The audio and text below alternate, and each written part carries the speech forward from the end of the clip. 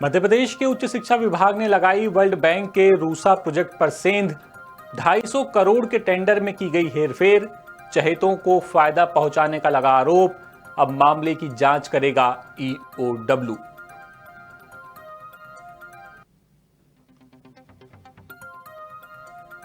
नमस्कार, मैं हूं अतुल द्विवेदी और आप देखना शुरू कर चुके हैं खास खबरों का खास बुलेटिन सूत्रधार। और वक्त है मध्य प्रदेश के सूत्रधार का। आज के सूत्रधार में हम बात करेंगे मध्य प्रदेश के उच्च शिक्षा विभाग की, जो एक बार फिर से चर्चा में आया है। और इस बार उसके चर्चा में आने की वजह है 250 करोड़ रुपए का टेंडर। दरअसल आरोप है कि उच्च शिक्षा विभाग ने अब विश्व बैंक के रूसा प्रोजेक्ट में भी सेंध लगा दी है।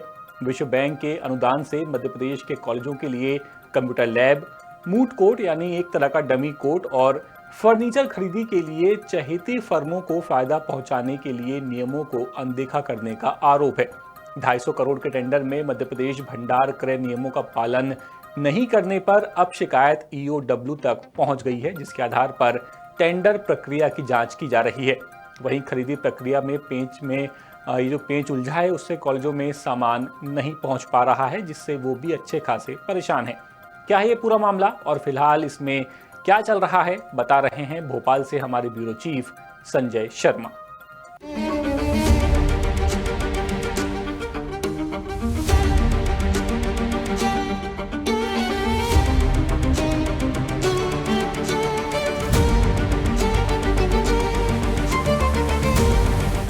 मध्य प्रदेश का उच्च शिक्षा विभाग 250 करोड़ के टेंडर को लेकर चर्चा में है। दरअसल विश्व बैंक के रूसा प्रोजेक्ट यानी राष्ट्रीय उच्चतर शिक्षा अभियान के तहत प्रदेश के 179 कॉलेजों में फर्नीचर, 108 कॉलेजों में कंप्यूटर लैब और 15 कॉलेजों में मूट कोर्ट बनाने के लिए विश्व बैंक ने आर्थिक मदद की। करीब 250 करोड़ रुपए का फंड विश्व बैंक ने इस प्रोजेक्ट के तहत उच्च शिक्षा विभाग को जारी किया। वहीं उच्च शिक्षा विभाग भी प्रधानमंत्री उच्च शिक्षा अभियान के तहत कॉलेजों की पहचान कर उनसे कंप्यूटर लैब से जुड़ी हुई जानकारी मांग चुका है। टेंडर में पार्टिसिपेट करने वाली फर्मों के साथ प्री बिड मीटिंग भी कर ली गई है। उच्च शिक्षा विभाग के राज्य परियोजना संचालनालय ने 1 अक्टूबर को कॉलेजों से जानकारी मांगी थी। इसके लिए अखबारों में विज्ञापन जारी किए गए और मध्य प्रदेश के ऑनलाइन पोर्टल के जरिए टेंडर प्रक्रिया शुरू की गई।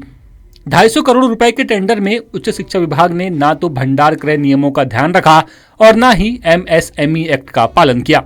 कुछ चुनिंदा कंपनियों के अलावा दूसरी फर्मों को टेंडर से बाहर करने, नियम और शर्तों को उलझाया गया। इस वजह से मध्य प्रदेश की कई सप्लायर फर्म टेंडर में हिस्सा ही नहीं कर सकी। टेंडर की शर्तों को भंडार क्रय नियमों के खिलाफ बनाने की शिकायत अब आर्थिक अपराध अन्वेषण विंग यानी कि ईओडब्ल्यू के पास पहुंच गई है।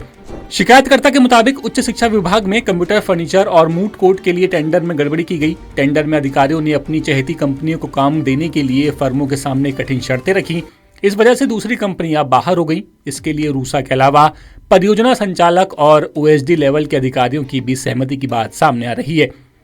बता दें कि उच्च शिक्षा विभाग के रूसा प्रोजेक्ट के तहत की गई 31 करोड़ रुपए की खरीदी पर भी सवाल उठे थे। विभाग से प्रशासकीय मंजूरी के बिना ही टेंडर जारी कर अपनी चहेती कंपनियों को काम दिया गया था। मध्य प्रदेश विधानसभा में साल 2021 के उच्च शिक्षा विभाग के टेंडरों पर भी सवाल खड़े हुए थे। विभाग ने तब प्राध्यापकों के ऑनलाइन तबादलों के लिए शर्तों का उल्लंघन कर 5 करोड़ 70 लाख रुपए का पोर्टल बनवाया था। इसको लेकर प्रदेश के विधायकों ने मध्य प्रदेश विधानसभा में भी सवाल उठाए थे। BJP MLA doctor Chintamani Malviya ने निर्माण, खरीदारी के साथ साथ जनभागीदारी बैठकों के जरिए होने वाले कामों में नियमों की अनदेखी पर सवाल खड़े किए थे, जिस पर विभाग असहज नजर आया था। कंप्यूटर, फर्नीचर जैसे जरूरी सामान की खरीदी में गड़बड़ी का मामला अब ईओडब्ल्यू के पास है। ईओडब्ल्यू की जांच में भंडार क्रय नियम और चुनिंदा फर्मों को लाभ पहुंचाने, टेंडर शर्तों की हेरफेर सामने आने पर उच्च शिक्षा विभाग के अधिकारियों की परेशानी बढ़ सकती है।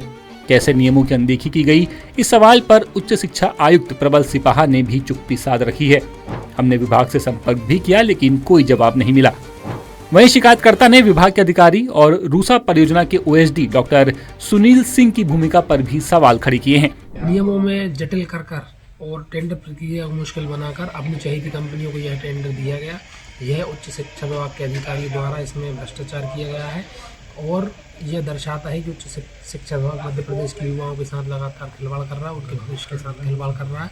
टेंडर शर्तें बदलने की शिकायत पर राष्ट्रीय उच्चतर शिक्षा अभियान के ओएसडी डॉक्टर सुनील कुमार सिंह का कहना है कि ये प्रतिस्पर्धा का मामला है। टेंडर की शर्तें वित्त विभाग की निगरानी में तय होती हैं। इसके लिए एक समिति भी गठित है जिसमें एक्सपर्ट शामिल हैं। शिकायत की जांच डायरेक्टर फाइनेंस की समिति कर चुकी है और उनकी ओर से कोई गड़बड़ी नहीं हुई है, सब कुछ प्रक्रिया के तहत हुआ है। कुल मिलाकर अगर ये मामला आर्थिक गड़बड़ी की वजह से उलझता है तो कॉलेजों में पढ़ने वाले हजारों छात्र एक बार फिर से जरूरी संसाधनों से दूर जरूर होने वाले हैं। तो फिलहाल इस सूत्रधार में इतना ही। अब आप देखिए देश और प्रदेश की तमाम बड़ी खबरें। मैं आपसे जल्दी मुलाकात करूंगा किसी और खबर में। तब तक के लिए नमस्कार। पीएम मोदी ने गुजरात के प्रभास पाटन में बने पहले ज्योतिर्लिंग सोमनाथ मंदिर पर एक लेख लिखा है। ये ब्लॉग पोस्ट सोमनाथ पर 1026 में हुए पहले आक्रमण के 1000 साल पूरे होने पर है। पीएम ने इसे सोमनाथ स्वाभिमान पर्व नाम दिया है। गौरतलब है कि विदेशी आक्रमणकारी गजनी के महमूद गजनवी ने जनवरी 1026 में सोमनाथ पर आक्रमण कर उसे ध्वस्त कर दिया था। पीएम मोदी ने लिखा कि सोमनाथ ये शब्द सुनते ही हमारे मन और हृदय में गर्व और आस्था की भावना भर जाती है। भारत के पश्चिमी तट पर गुजरात में प्रभास पाटन नाम की जगह पर स्थित सोमनाथ भारत की आत्मा का शाश्वत प्रस्तुतिकरण है।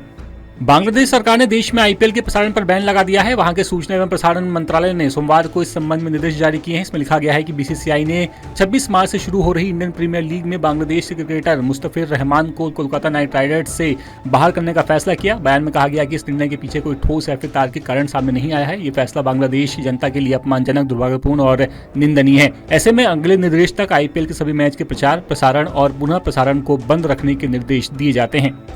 इंदौर के भागीरथपुरा में 70वीं मौत हुई है। दूषित पानी से मरने वालों की संख्या रविवार तक 16 थी। कलेक्टर शिवम वर्मा ने कहा कि एपिडेमिक कैसे फैला इसकी जांच एम्स भोपाल और आईसीएमआर की टीम कर रही है। प्रभावित क्षेत्र से 4 जनवरी को स्वास्थ्य विभाग ने 2354 घरों का सर्वे किया।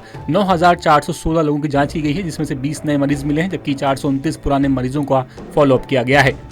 जम्मू कश्मीर, हिमाचल प्रदेश और उत्तराखंड में पहाड़ों पर हो रही बर्फबारी से मैदानी इलाकों में ठंड बढ़ गई है। मध्य प्रदेश, राजस्थान में शीतलहर के साथ घना कोहरा छाया है। मध्य प्रदेश में सोमवार सुबह इस सीजन की अब तक की सबसे ज्यादा ठंड पड़ी है और कोहरा पड़ा हुआ है। एमपी की राजधानी भोपाल में विजिबिलिटी 20 मीटर से भी कम है। राज्य के 19 जिलों में स्कूलों में छुट्टी घोषित कर दी गई है। भोपाल और धार में बच्चों को सर्दी से राहत देने के लिए स्कूलों की टाइमिंग सुबह 9:30 बजे कर दी गई है।